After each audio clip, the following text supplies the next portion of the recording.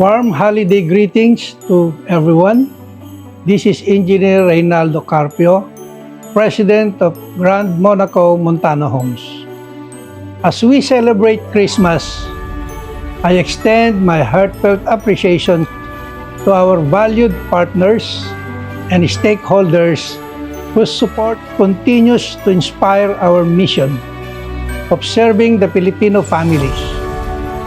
This season reminds us of the virtues of hope, generosity, and unity, guiding lives that strengthen our commitment to creating homes and communities and opportunities that nurtured dreams.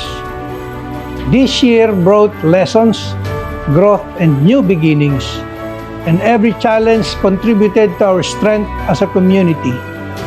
Our shared achievements prove that progress is strongest when built together as Filipino families gathered in joy and gratitude.